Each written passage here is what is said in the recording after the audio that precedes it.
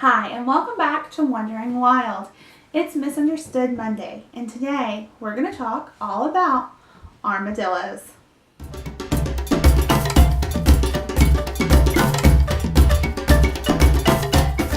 Okay, so armadillos are a New World mammal that are found mostly in South and Central America. Now, the name armadillo actually means armored one, and then the Aztecs also used a word which I'm not even going to try to pronounce here, but basically it just meant turtle rabbit.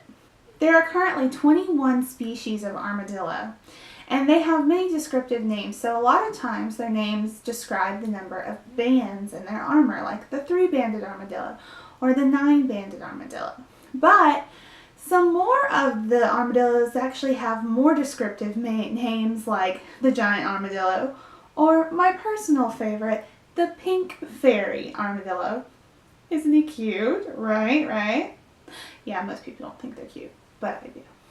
Now, though originally armadillos were only found in South and Central America, over the last 100 years, the 9-banded armadillo has actually moved into North America and can be found as far east as South Carolina and Florida and as far north as Nebraska and Indiana.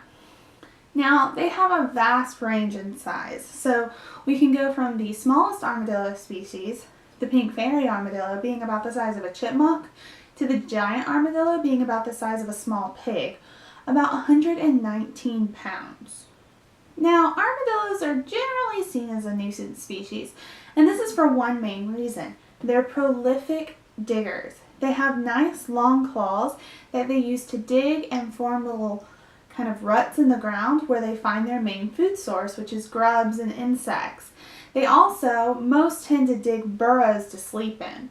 Now, the 9-banded armadillo tends to build nests out of brush on the ground, but they're still digging around and disturbing the land that people work really hard, especially like farmers and things, to keep well maintained for their crops.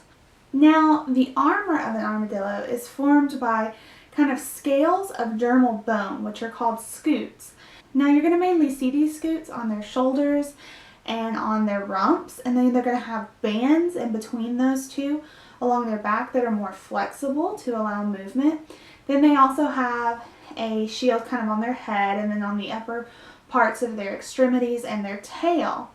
Now, actually only one species of armadillo can roll into that quintessential ball where they're completely covered and all of their plates locked together so that they're completely protected. And this is the 3-banded armadillo.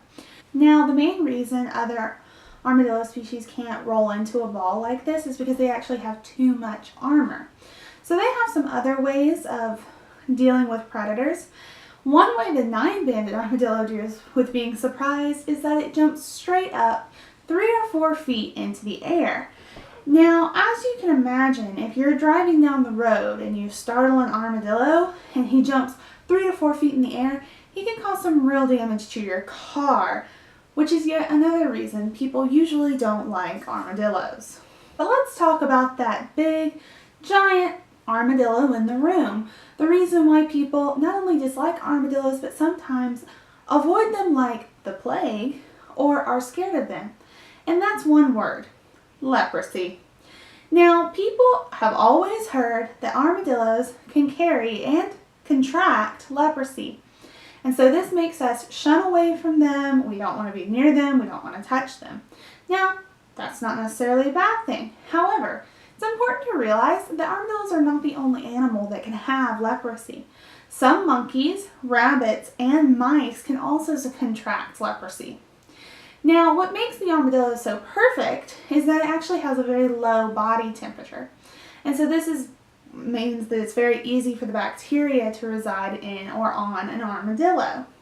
The only way you can get leprosy from an armadillo is either by touching and handling it or by eating it.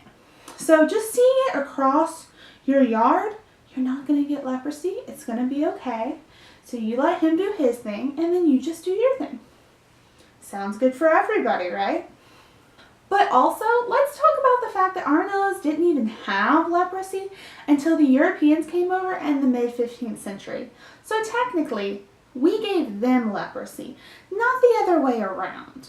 Now, armadillos are also important to science for some other reasons. So when an armadillo has young, it actually has 4 genetically identical young, or quadruplets.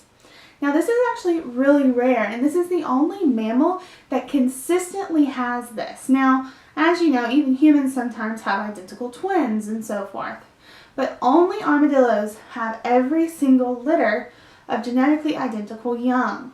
So they're actually very important in behavioral studies and things like that, where being genetically identical can actually prove as a benefit. I hope you enjoyed learning all about armadillos here today on Misunderstood Monday.